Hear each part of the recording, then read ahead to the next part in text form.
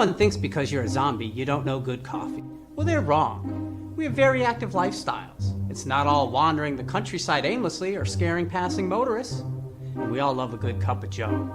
And there's only one brew that gets my seal of approval. Deadly Grounds coffee is my guilty pleasure. Bold, robust, delicious. It's coffee that can wake the dead. With over a dozen different roasts and flavors, Deadly Grounds can satisfy the most finicky of coffee addicts. The aroma is so intoxicating. It brings all of my neighbors out of the woodwork. Deadly Grounds coffee. Coffee to die for and zombie approved.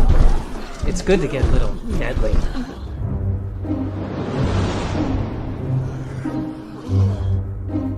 Use the front door! Oh, they're so disgusting.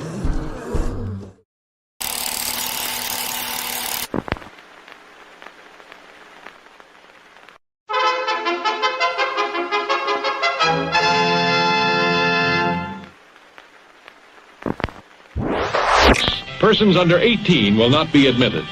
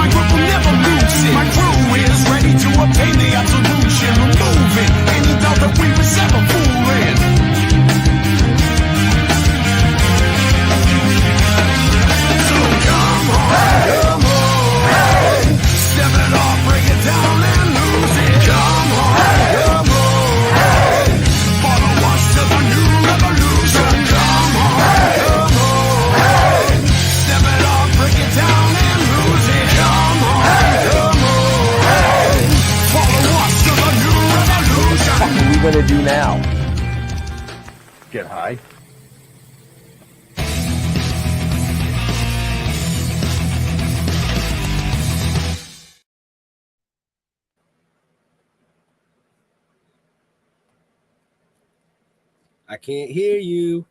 There we go. There we go. You gotta unmute yourself. I don't know what happened. Okay, anyway, you pushed the wrong fucking button again. I did. I didn't realize it's touch sensitive over here, and I fucked up. Anyway, hey, happy Wednesday. My name's Leo. I'm the monkey behind the keyboard here. We have an awesome show scheduled for you as always, and with us, Benjamin. How's it going, bud? You already put me up on the screen once. Why am I back again? Well, I didn't say your name this time. People forget who you are. Well, if they forget who I am, then they need to move the fuck along real quick. Actually, that way, out of here. No, I'm just kidding. Yeah. So, no, dude, I'm super psyched about tonight's show. You know, over the years, we've had tons of amazing guests. And every once in a while, we get a really kick-ass guest with an amazing inspirational story. And that's what we have tonight, man. And I'm so super psyched to talk to this guy. And even more psyched to see him this summer. But we'll talk to you all about that, you know, during the show. So, hell yeah. Jeffrey. Hey, happy Wednesday. Happy Wednesday. Everybody's doing good? Yeah, everybody's doing good? Yeah, so, you know, this guy is like a local celebrity, which excites me, although I'm easily excited. You get that's excited a subject for a different day.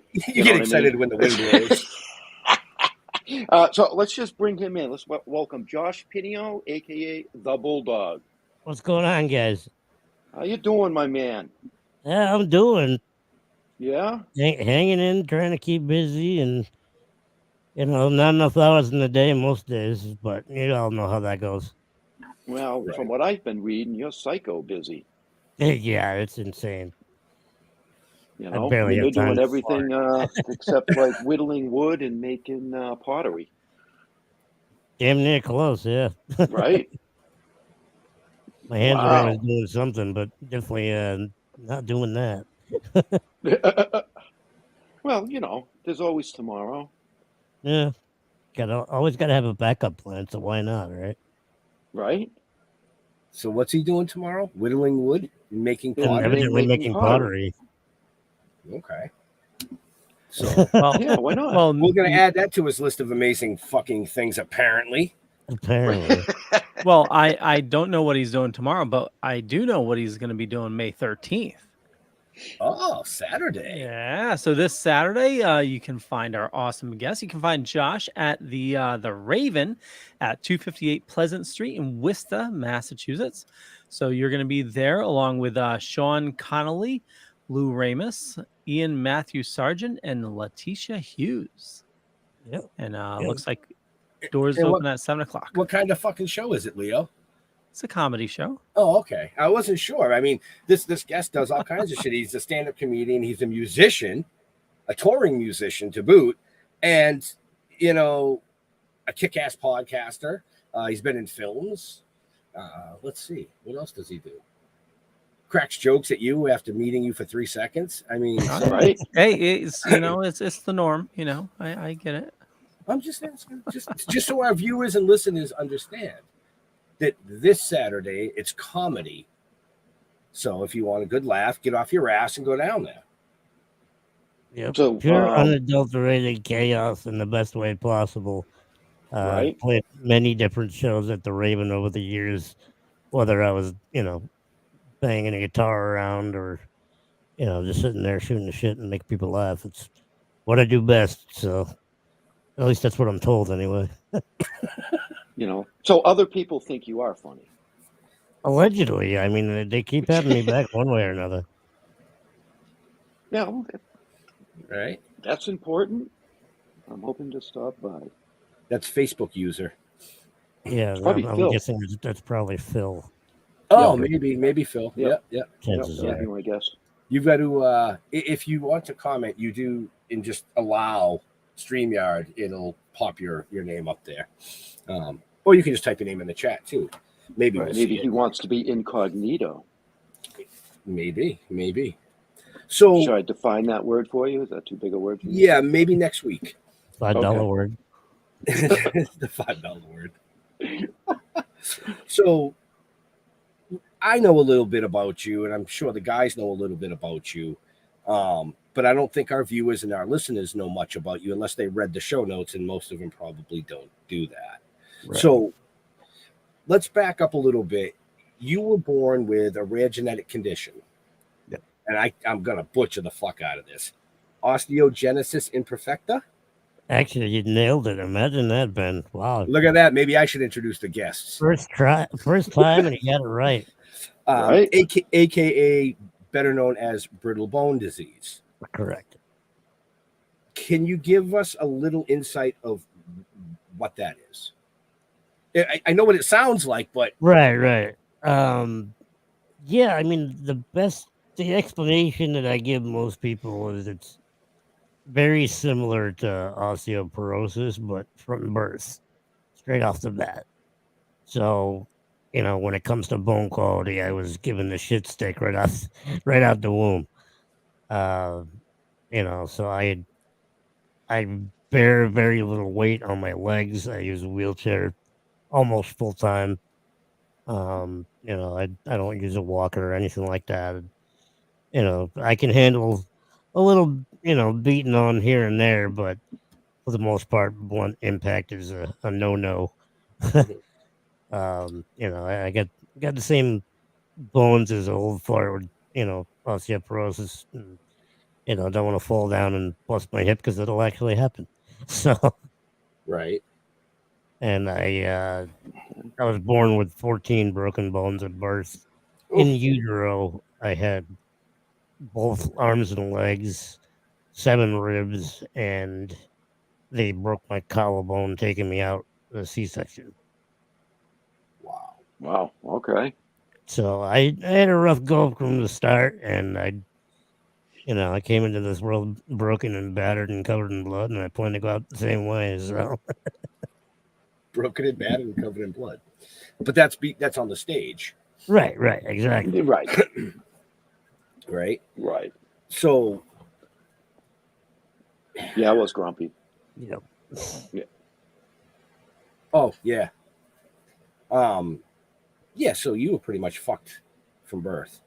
Yeah, it was. But- It was a complicated situation. I mean, I didn't have any family history of any kind of genetic issue, so I was basically, referred to as a spontaneous mutation. Nothing on my mom's side, nothing on my father's side, and of course, back in the mid '80s, unless you had any kind of family history, they didn't do a shit ton of ultrasounds. Mhm. So essentially, like, my mom had a very, for what she thought, a healthy pregnancy, no complications, no warning signs to anything whatsoever. And they went in, her water broke just like anybody else's would, and, did a full workup and couldn't find my head. And when they realized that I was breech and got me up on the x-ray machine, they all just looked at each other and went, shit. Because I was essentially broken from head to toe. Oh. And fortunately for my parents at the time, the number one expert in OI, Dr. J. Shapiro, was in residency at St. Vincent's in Worcester at that particular moment in time. So he was able to give my parents, every possible inch of information that they had on the disorder at the time. And probably nobody else would have been a better expert to say, this is what you got to deal with. This is what you're expecting. Hang on to your ass. It's going to be a wild ride. Right. Wow. Now, how did that affect your childhood? I mean, I grew up in a small town just outside of Worcester. And, we're pretty much a farming community, and, 8,000 people or less at the last I checked.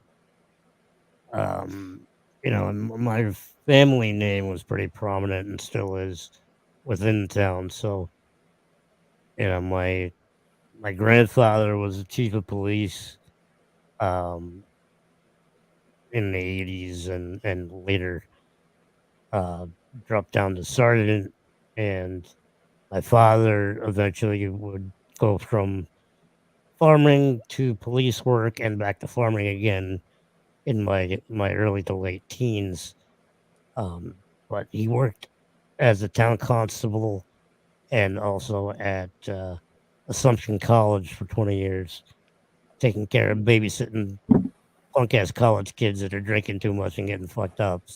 Oh, like my son. He just graduated Right. from Assumption. Or as they like to call it back in the day, Consumption College. Consumption College, yes. That's the way it went. Right. So, growing up for me, I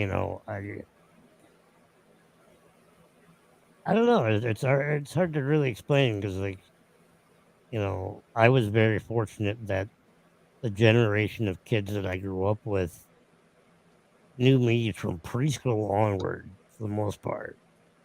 So it wasn't like a whole lot of culture shock for them. Mhm. I eventually would go on to high school with, 5 different towns within my region. I went to Wachusett for 4 years.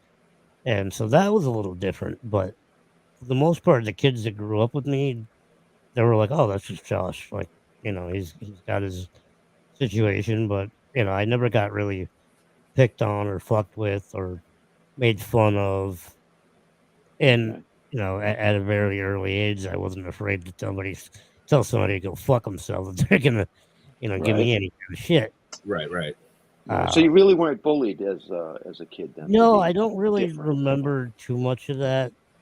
Okay, good. The only instance I can recall was I ran for class president, and back in like 8th grade or some shit like that, and a couple of the jock kids were running their mouth on the playground about me running, and I'm not even sure what exactly what was said, but some of the rough and tumble guys in school uh, basically threw hands in my honor, and told them not to run their mouth anymore. I didn't win, but that alone was worth it to the price of admission for me. Right. But that would kind of set me up for what the future would bring. As far as my social circles are considered. Uh, I definitely appeal to the a little edgier crowd, so it's kind of where it ended up. Well, doing stand-up comedy and shredding on a guitar, for over 20 years. I mean, you're an example of true inspiration, as far as I can tell. You didn't let this disorder you were born with hamper you, as far as I can see, in any way. No, Yeah. no. I mean, like You took it as anybody. a challenge. Yeah, exactly. Yeah. I mean, I spit in the face of anything that tries to get in my way anyway. It's like, make my day. Let's go. I'm ready to go. And don't get me wrong, like anybody, I have my days, and there's definitely a certain amount of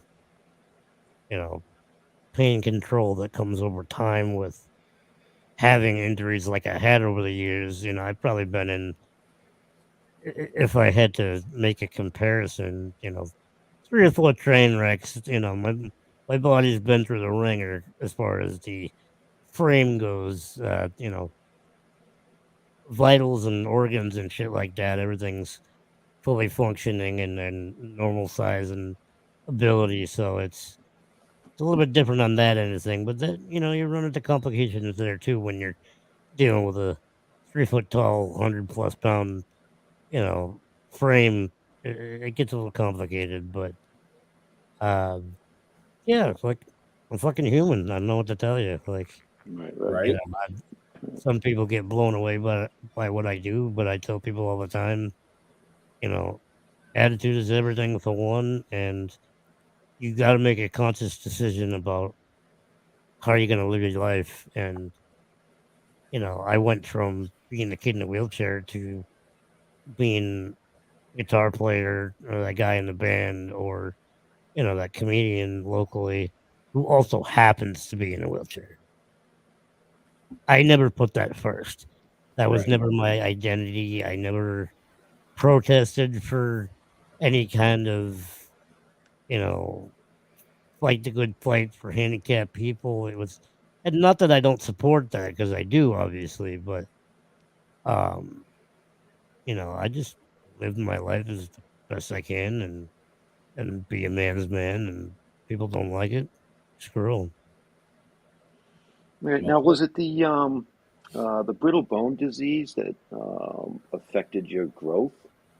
I don't understand how Yeah, the I mean, bone, the brittle disease would do that, but it's kind of complicated in the fact that it affects some kind of part of that genetic aspect of it. Plus, you fracture and break growth plates, and things end up being a little bit different than okay, most. It's not technically a dwarfism or a chondroplasia like that.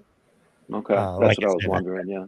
yeah, I've got full size organs and that kind of thing. And luckily for my wife, where it counts, it's above average. So I was just gonna say he's hung like a horse. you'll have to ask That's a Ty different kind of Stereo Hill bone. about some of those funny stories I could tell over the years about that. But so it's not like most people assume. And Okay. I do a bit about dating in my stand up, and the assumptions that would come along with that. And then the broads that got curious got to reap the benefits, and what they were missing out on, and the rest of them, oh well, too bad. Right. But you don't really do stand up. You do sit down. Yeah, essentially. Yeah. I mean, Yeah, essentially. Yeah. people tell me to stand up for myself all the time, but that's why I pack a 9 on my hip. So Right? you don't fuck around with me, man. They didn't name him the Bulldog for nothing. Exactly. Short stature with an underbite with only a face a mother could love. That's where I came up with it. So, but yeah, I mean, Shit. I think a lot of my upbringing and my backbone, not literally, but I was brought up in a very close knit family, and you know, my dad's always been a very rough and tumble blue collar guy, and he's 5'6", 240 thereabouts. He's a big dude, like not somebody you want to take on very easily. Uh, and as a cop and whatnot, he didn't take any shit and didn't deal it out where it didn't deserve to be dealt out either. Right. But and eventually, he'd go on to give that up and go back to his roots. And now they run a vegetable farm on the property that I grew up on in Sterling. You can go to PineoFamilyFarm.com for info on that. Get a little taste on my stomping grounds, or wherever I was doing donuts at the time, if you want to go that way. Did you work on the farm yourself? I did a lot of the IT stuff, a lot of the computer shit, and promotions, advertising, that kind of thing. Oh, okay. Okay. We didn't have a ton of adaptive equipment, and honestly, it wasn't. Farming as a whole has never really been my thing, but I've found my way of pulling my weight in the family and doing what I could do rather than focusing on what my limitations were. And, my dad's never been really tech savvy and nor does he have the patience for that kind of shit. So, I've even after moving out of the home and that kind of thing, I do what I can when I can to help out on that end. So any kind of, web images or advertisements, that's still all me for the most part. Cool. Very I'm nice. waiting for- Good I'm way waiting to for contribute, actually. Yeah, I'm waiting for Leo to geek out and ask him questions about. So, what program do you use? Because I know it's coming. I can see it in his face. So go ahead, Leo. No, I was going to ask, did you self-train or did you go to school for computers? I took a little bit of graphic arts in high school as an elective, and a lot of it was just natural talent and on the job training, like, a lot of trial and error. And Yeah. I've always had a pretty good eye for art in general. I drew a lot as a kid, and I'm starting to get back into it when I have the time. More digital art now that, we have the technology to do that. If I had that back then, who knows? I would have probably done that full time. Trying to sketch and paint and all that kind of stuff when you're physically limited, it can get kind of messy and chaotic. So it's nice to have that control under a digital platform. So I've been able to tap into that a little bit more now that it's kind of adapted to me over the years or vice versa. So yeah, so I kind of just winged it and had enough wherewithal to know what sucked and what didn't. And Best way to learn, yeah, pretty much. I mean, and then it's been kind of that way with everything in my career. The one thing that I can instill on people is that when you have a natural talent with something, or if something just comes second nature to you, the best thing you can do in life is focus on that. Pursue it. Yep. Yep. Pursue that. Don't try to put a circle in a square or peg in a round hole type of thing. Take what you're naturally gifted at and make it the best you can. And It's good advice right there. that Yep. doesn't matter whether or not you're in my situation or if you're a 6 foot tall athlete that has hidden talents that most people don't expect. Focus on what comes natural and the rest will take care of itself. I mean, you'll still be broke at 35 like I am, but at least you can be passionate about what you like. Right. Well, and that's what makes life happy. Right. You Yeah. got to make the best of what you're given, and anybody that doesn't do that, they're fucking idiot. Sourpusses. Pretty much. Now, do you use the Adobe Suite or do you use another software? I What do you do? started out with real primitive stuff early on, but eventually I had a cracked copy of Photoshop, and eventually I would get good enough to justify paying the $65 a year or whatever the fuck it is, and then using Photoshop for the most part. I also use what the hell is it called? It came with one of the tablets. I have a Clip Studio from Corel. I'm not sure if you're familiar with Corel Draw. Yeah. Yep. Yeah, they use it a lot in anime and comics and that kind of shit. So I kind of bounce back and forth depending on what I'm doing. But for the flyers and band logos and company logos and that kind of stuff, I just stick to Photoshop for the most part. And I do that kind of work freelance. So if anybody's ever interested in that kind of thing, hit me up. So, and you can find out more about our amazing guest. Where, Leo? In You the show already notes, started? up above or down below. No, it's not my job. He gets a kick out of me saying it for some reason. Yeah, I check do, the show I notes up know above he or down does. below, depending on where you're watching or listening to us. You can find out about the awesome Josh and all your links there. I believe your Facebook, your Instagram, I think your website's there as well. Yeah, BulldogUncensored.com is my podcast. Yep. Usually have one episode or more, depending on what I got going on during the week. But at least 4 episodes a month, if not more than that. Nice. And No. How long you been doing that? honest to God, only about a year and a half. Okay. And it's taken off quite quickly, being in the music business and just being an entertainer in general and networking.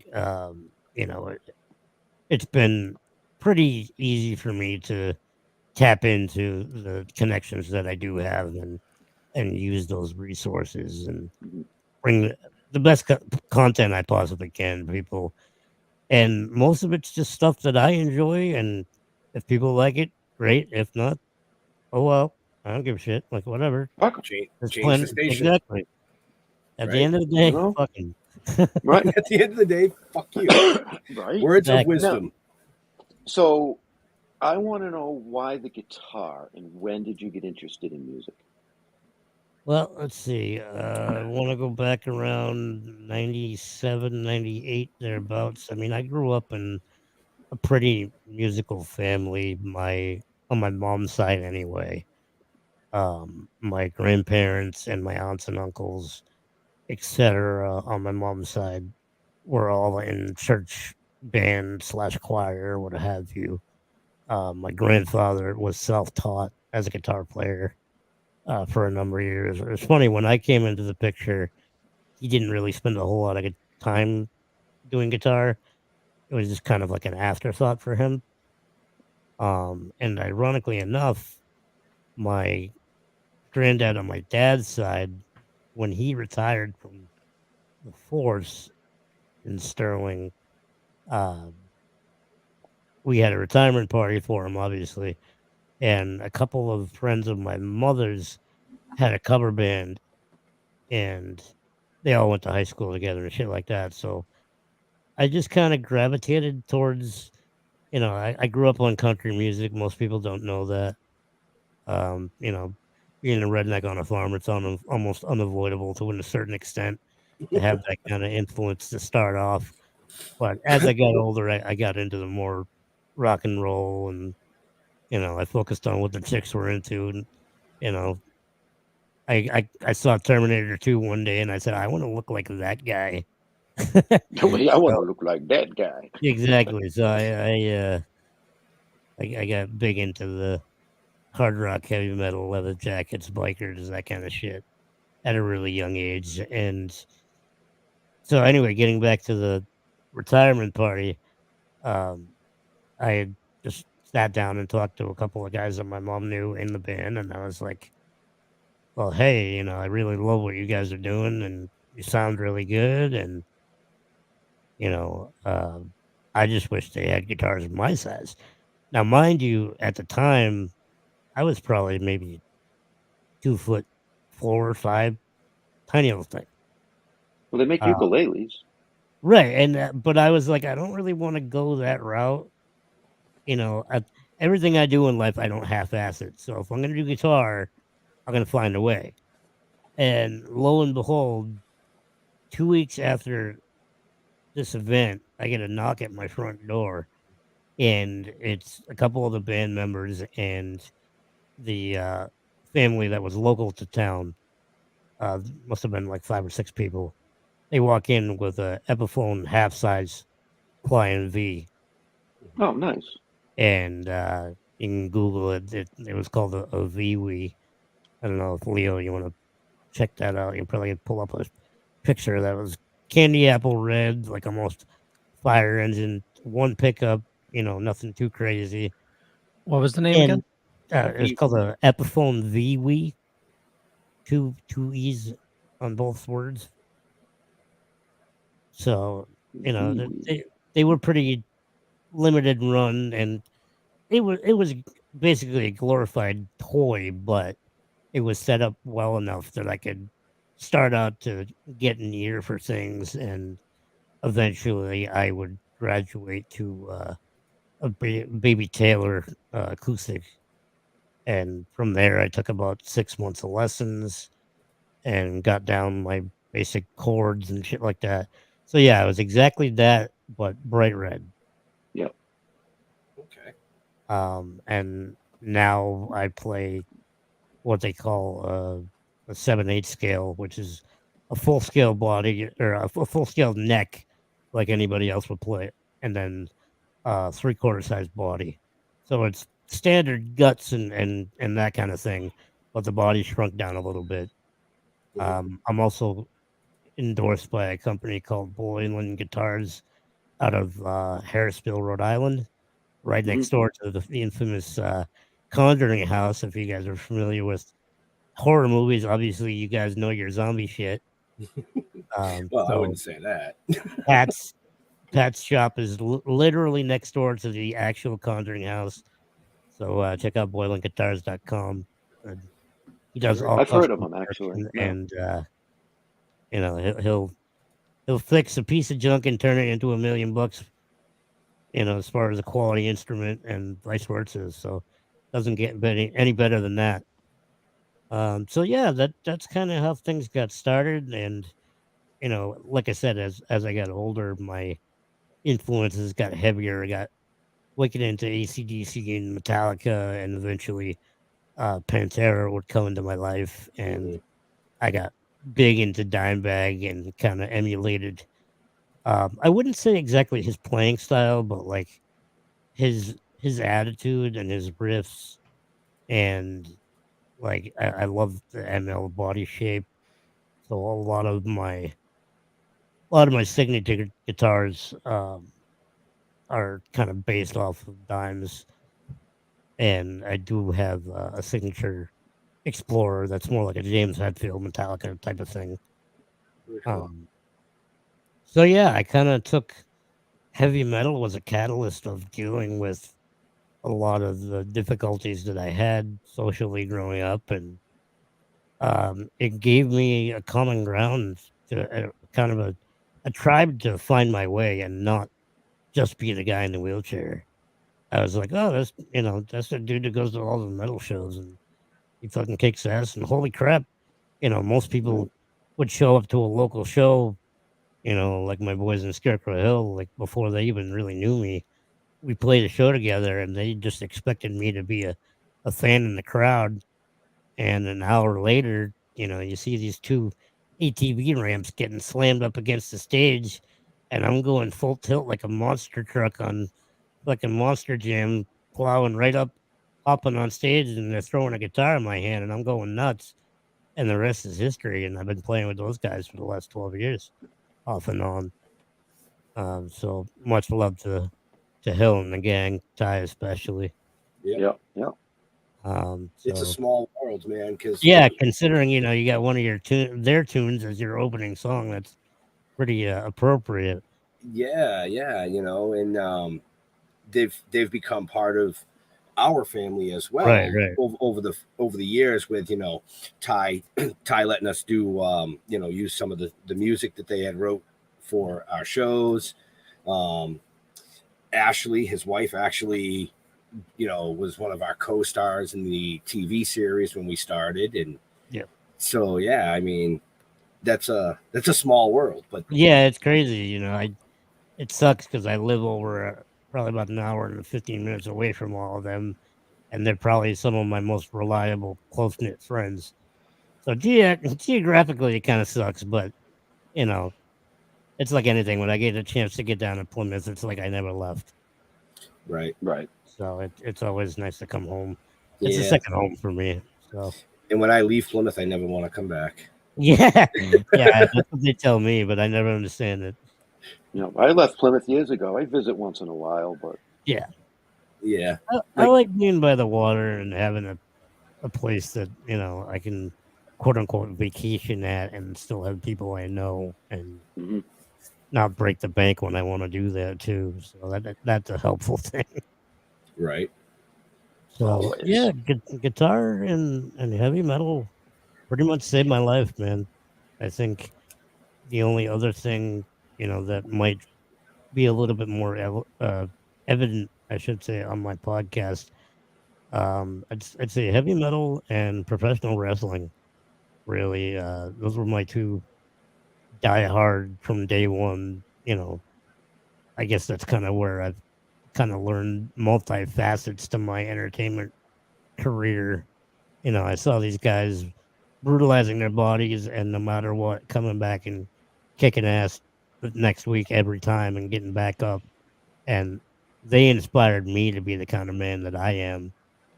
And so any chance that I get to say thank you or give back or spend time with anybody in that business, it always means a lot.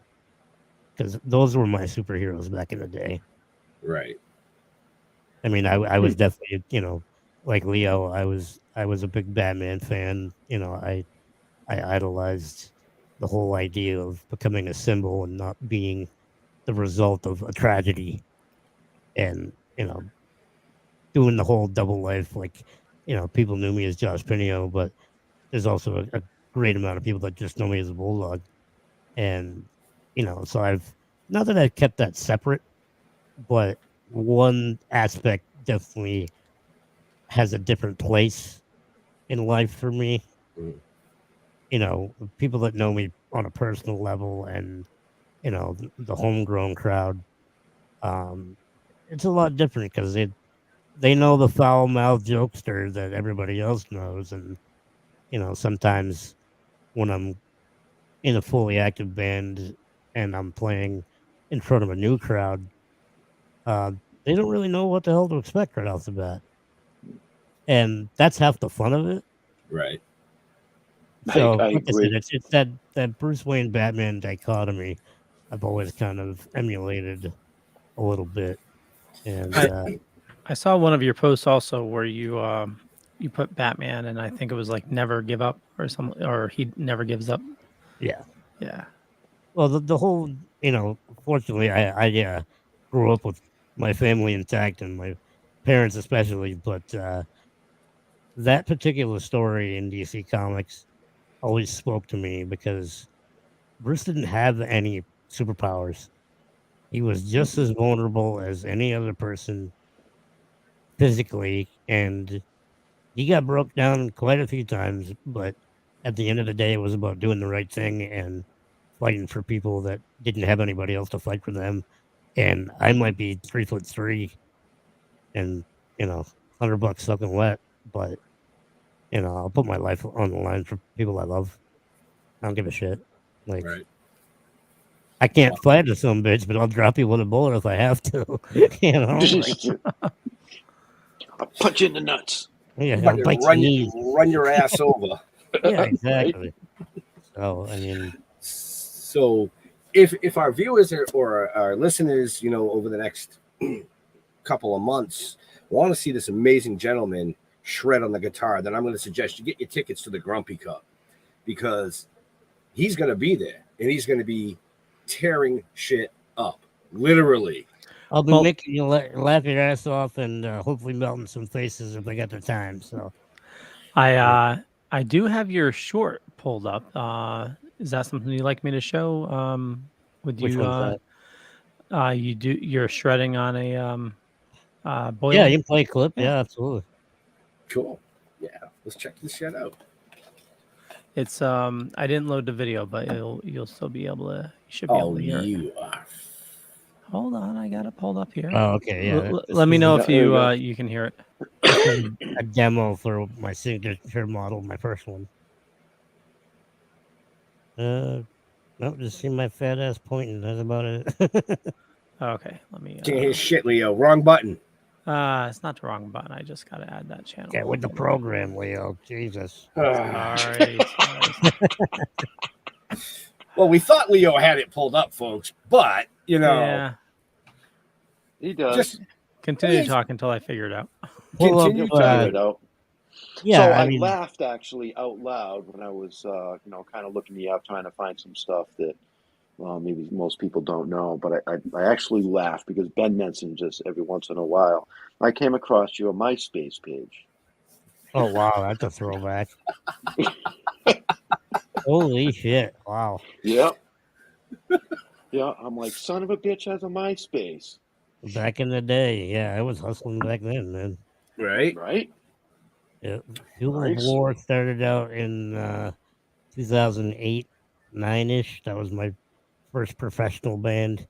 It took us about 4 years to get professional, but the way it goes. But yeah, we started on MySpace, and wow, that's a trip.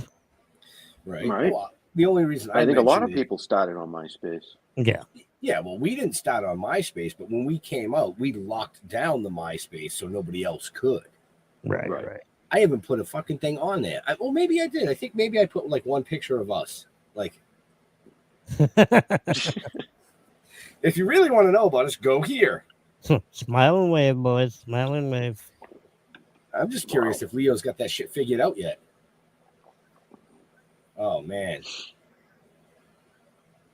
You Well, now muted he's got yourself, so I himself still can't muted, hear too. you. Yeah. It's that touch-sensitive new equipment that you have. Thought those glasses were supposed to mean you were smart, Leo. Come on. But it doesn't help Ben. Hey. Well, his are a little bit less noticeable. I mean, he's Mine is just because I frames can't are see more shit. subtle. I can't see anything. I can read. Yeah, there we go. Oh, So that better? Yeah, I mean, as Leo fucks around with that, you've done a little bit of acting as well. yeah, through my connections in the music business, within New England, I make friends like I do, and eventually, I got invited to, star in an indie film called "How I Dumped My Ex-Boyfriend's Body," put out by a company called Fatfoot Films. Just a group of guys that used to come to my shows, and we all had like a small handful of mutual friends, and they knew me long enough to know that I was, at least by their estimation, funny enough to put behind a camera. So they threw a script at me, and I'm extremely and proudly politically incorrect at all times.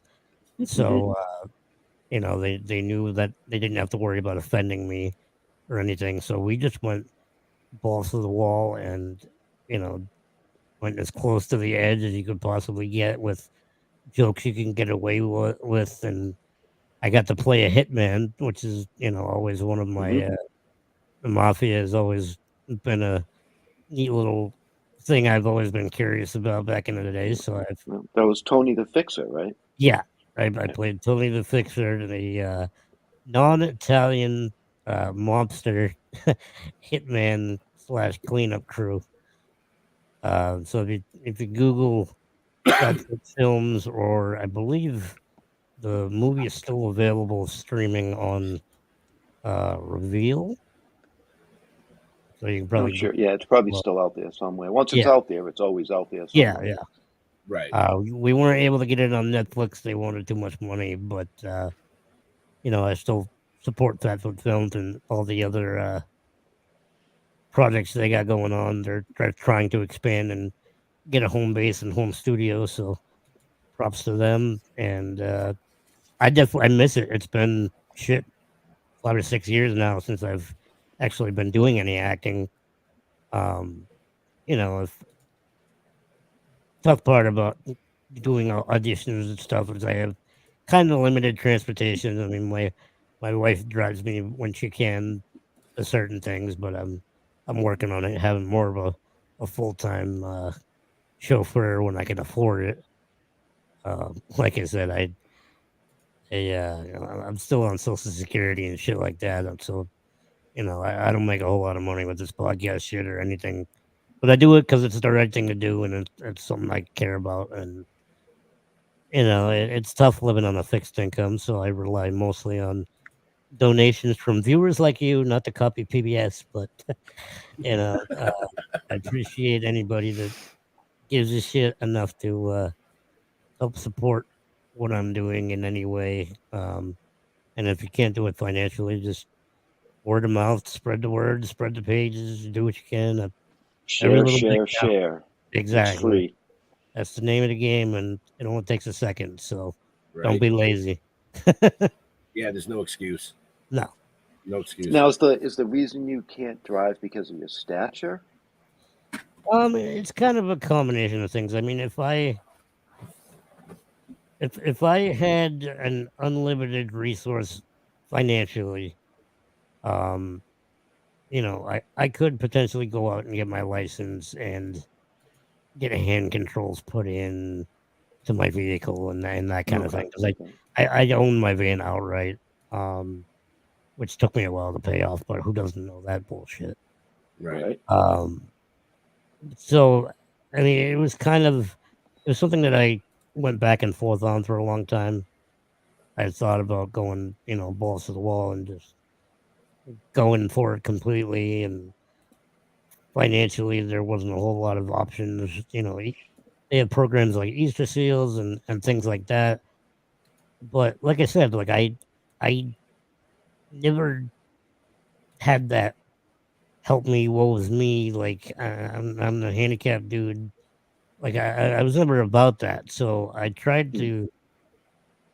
If I was going to get help, I was going to do it on my terms. Mhm. And whether that meant going out and working for it or Mm-hmm. you scratch my back, I scratch yours kind of thing.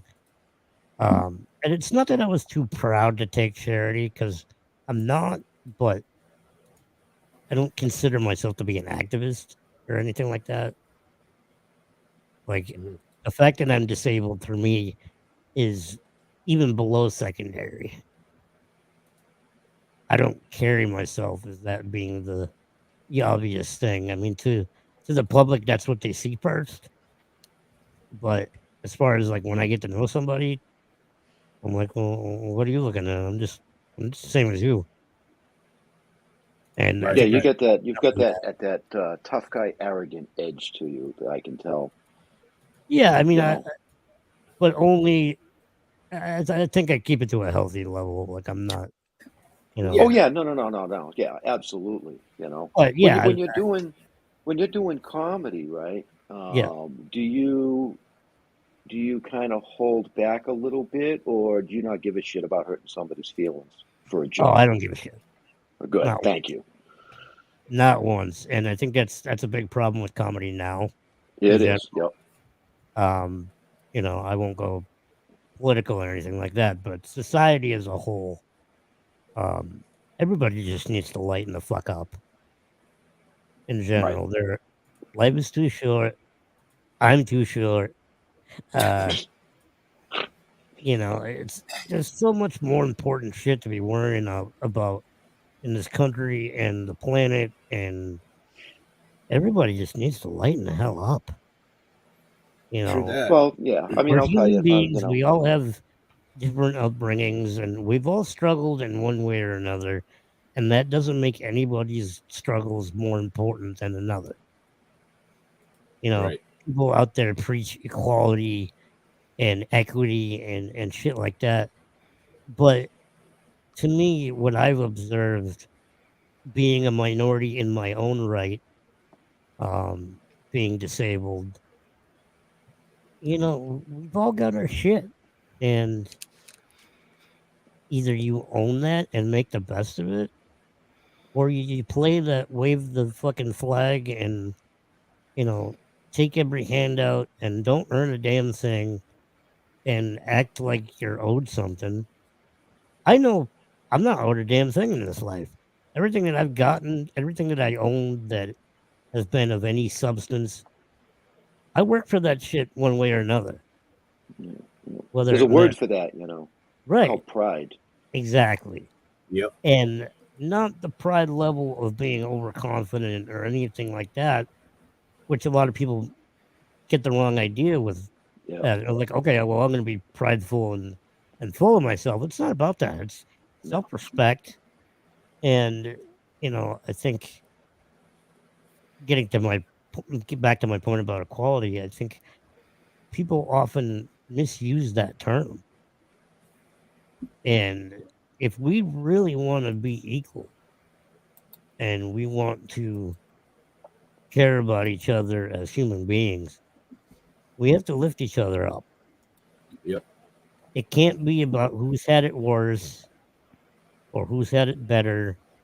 It doesn't matter. If we're going to make this world a better place, we've got to collectively decide to do that together. And I think Agreed. a lot of people don't get that. Nope. They And don't. it's all the haves and the have-nots. The only way we can level the playing field is if we get our thumbs out of our asses and stop expecting things to be handed over. True. Nope. Make the best of what you got. Don't try to hold people down. And if you're trying to make your own way, make your own way. Don't get in other people's way. Right. My dad taught me a very valuable lesson when I was a little kid, because and it stuck with me. And everybody needs to do this. You don't know what somebody else is dealing with on a personal level, Right. so just be fucking nice. Yeah. You know what I mean? And as a little kid, that was proven to me. Right. In a very difficult way for me to learn, but it stuck with me all these years. So, Yeah. No, definitely. Just a life lesson right there. For sure. And getting back to comedy, like I grew up on guys like Carlin and Richard Pryor and Eddie Murphy. Robin Williams is probably my biggest influence aside from George Carlin, but those guys didn't give a shit. No. Because they were all friends with all different kinds of people. And they got away with things because they genuinely went through the same struggles. Yeah. And they didn't try to compete with who was struggling more or less or any of that shit. They were all just comics. Right. And if you can't be made fun of, right, then you got to lighten the fuck up. Yeah, exactly. Like I'll make jokes about myself all the time, and the fact that I'm, fun size or handy capable or some stupid shit like that. I did a bit during the holidays that I just got back. I got laid off for the rest of the winter. I'm done, dealing with Santa's bullshit. Working like at your North family's Pole, farm. just really old fast. Shit like like that. your family's farm. I was going to give you shit. I was going to be like, oh, well, you must be the cow milker because it must be easy for you. I'm low to the ground and hope I don't get stepped on, Now, see, I was going to go the reverse route and be like, okay, so when Dad was with the tractor, did you just take the lasso and be like to the ass end and like, yeehaw? Well, believe it or not, we didn't have a whole lot of livestock growing up, but my last, well, I shouldn't say my last, but right before I got involved with my wife and moved out and, did the big boy thing, my 28th birthday, my father bought me a Scottish Highland bull. Nice. it was an overgrown pet, and eventually, the plan was to Eat it. raise them up and breed. We wanted to do a small beef herd because economically that was the smart thing to do at the time, and things just didn't pan out, and I had other plans later on, and eventually he was rehomed to go fuck every cow in sight and do what I would have wanted him to anyway. This is Right. So he's living his best life somewhere out in Belchertown. So, nice. but yeah, I mean, shit like that you don't hear about people in my situation or even my age group bothering with that kind of thing. But that's just the kind of guy I am. Like, if it's badass, I want a piece of it. Cool. Simple as that. That's cool shit. I do have the video, and Oh. this should work. Let's give it a try. Let's see if Leo. What's up, guys? Bulldog coming at you, showing off the Boiling Guitars Bulldog prototype #1. We got custom cold pickups, locking tuners up top. This is a real diamond blade, doesn't get much more metal than that. So I figured I'd give it a little rip and show it.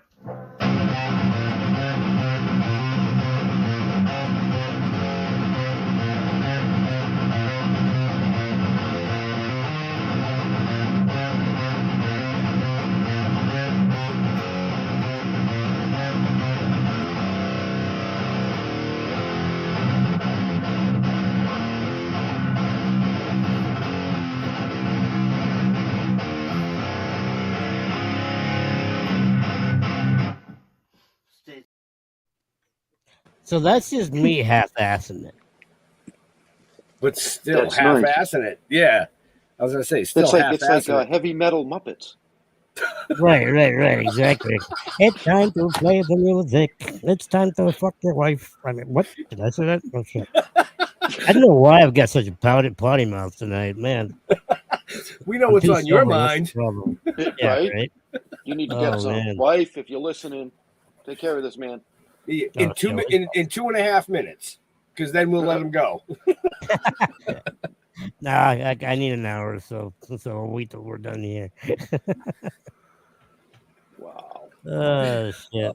Great though, man. Fucking. Well, yeah, wow. I mean, we, as far as my music goes, I mean, I've done a bunch of different recording projects. Fuel of War, unfortunately, once we started to make some headway, playing wise, things kind of fell apart. So we weren't able to do more than, we did 2 records. I'm in the process of getting them archived on Spotify and that kind of shit. Nice. But my most recent project, Satin Steel, is on Spotify. Leo, I don't know if you want to pull that up. That's probably my most recent recordings. I also have a death metal project, me and my brother Adam Sloan, called Dead Mans Trigger. And that entire record I recorded, produced, mixed, and mastered all myself. Oh, shit. And that was before I had Pro Tools and all that kind of shit. And it actually came out halfway decent. So anybody that's into that kind of thing, want to hear me playing more fast stuff like that, there's a little bit of every kind of metal you can think of on that record. Nice. It's called Symptoms of Creation is the EP. But You said- Satin Steel is a project that I've got with my friend Alicia Marinelli. She's in another band called Fathom Farewell, and also a couple other projects. Shred of Salvation was the first band I saw her do. But we've kind of got a bit of a Evanescence / Hailstorm with a little bit more balls nice. to it. Nice. So we're a recording project right now. We're going to start trying out actual members sometime this summer. So if you're a musician out there and you in the New England area with your own transportation, because I ain't carting my ass anywhere if I don't have to. Keep your eyes open, and we'll be posting job applications soon. And you can find out about those job applications by looking at the links in the show notes up above or down below, depending on where you're watching or listening to us. And see how I did that for you, Leo? I just kind of slid right in there. Much appreciated. Much appreciated. Took that for you. But yeah, I mean, you said the shit's up on Spotify. Satin Steel's on Spotify. Dead Mans Trigger is my original band. Fuel of War, unfortunately, is not, but we do have a lot of live performances. If you go on YouTube, it's youtube.com/Fuel of War Band, all one word. I'll definitely check that out. But the ones on Spotify, I can actually download and get up running on our radio station. No, by all means, I love that.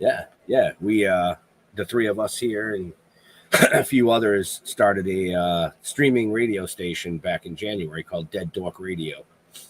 Nice. So, and we love, as we call it, indie musicians, right? You know, and I'll do that. A lot of people that we know in the music industry, like Scarecrow Hill, Supercharger, Stranglehold, my cousin's band, I Will Be Done. I grab all that shit and I get it up on the radio station just because I can. Nice. Eventually, you know, I run all of my ventures through my promotions company called Speedium Promotions. We're on Facebook, and I don't have a regular website yet, but it's in the works. Yeah. So yeah, that kind of is the umbrella over everything I do. Yeah. But I book indie bands, comedy shows. I've booked country acts all over the place. But mostly I stick to the hard rock and heavy metal scene. That's what I know. It's what I love. Right. What I'm good at. So anything in New England. I haven't booked a show since before the pandemic, but I plan to get back doing that this coming year, and in fall of 2023 as well. So Very cool. But you'll be playing at the Grumpy Cup in July, right? Yes, I'll be playing live and doing stand-up at the Grumpy Cup out in Greenfield, Mass on July 8th, and I believe 9th as well. We're still 8th and 9th, yep. Working out the logistics of who's performing when and that kind of thing. But right. Looking forward to that. Well, you know what? Fuck it. If you're not performing and you want to perform, come hang out with us. Absolutely. We're going to be set up there. Just come hang out with us, and you can heckle everybody that comes to the booth. Well, I'll be doing that anyway, so whichever works. Safe, yeah. You know, we'll put you down next to the table, and you can just come out and grab them.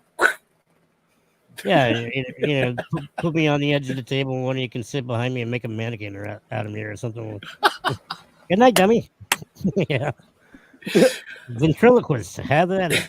Right? So, yeah, folks. Wow, you're really good at this. Definitely. Get your tickets to the Grumpy Cup in July. Come out, see us, see Josh, see all the amazing people that are going to be there. It's going to be a kick-ass event.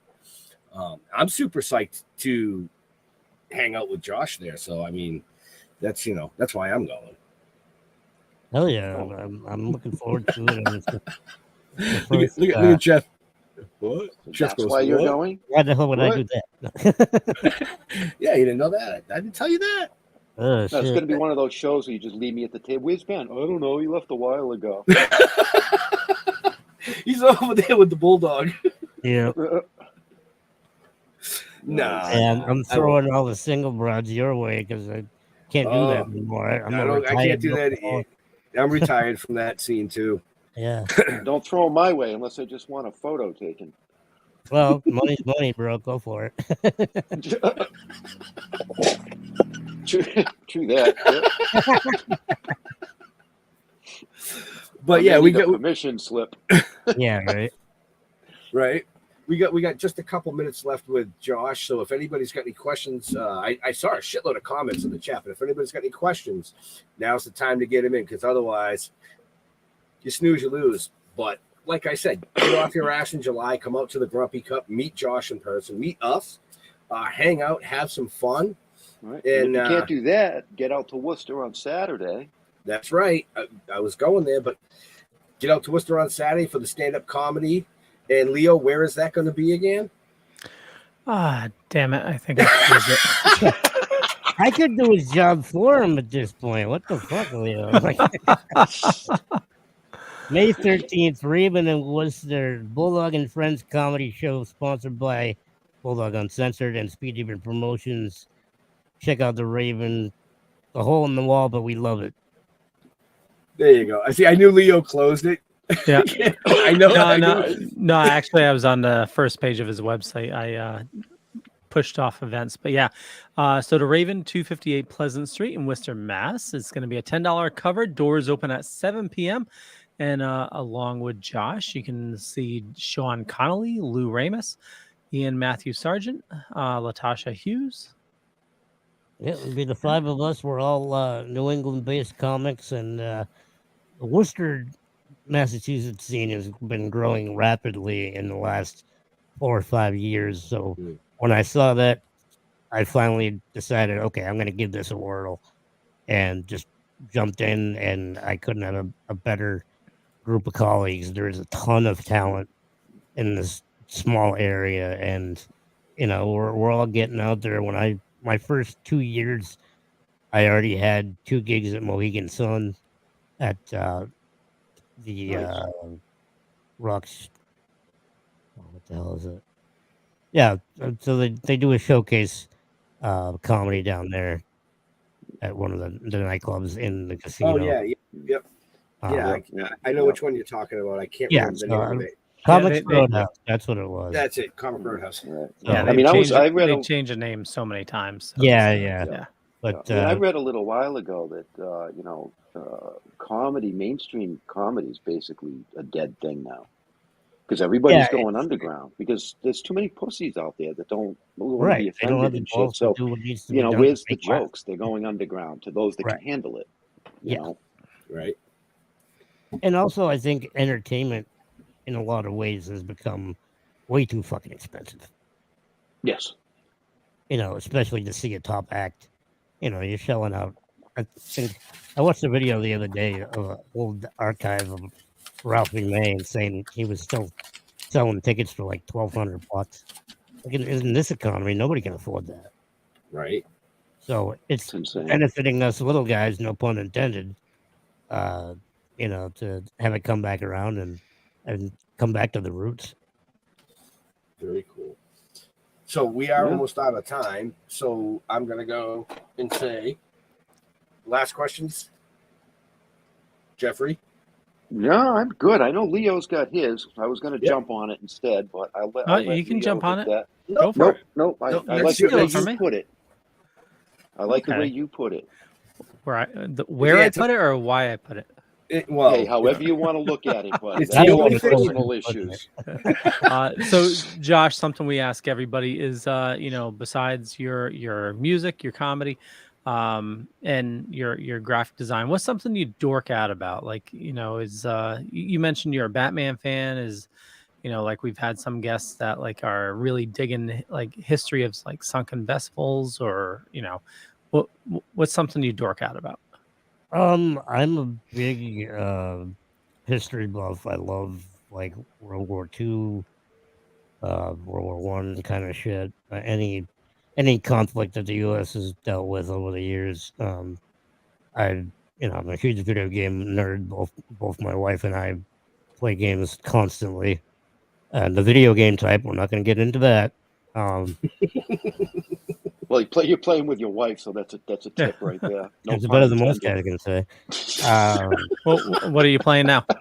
Right now, she just started playing Dead Island 2. I'm working on Jedi Survivor. Oh, nice. I'm big into shooters. Like I grew up around guns. I have my license to carry, and so I'm a big supporter of 2A and that kind of stuff. Mm-hmm.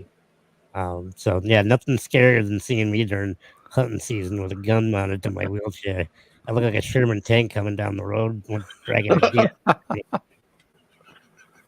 So that always gets a few looks.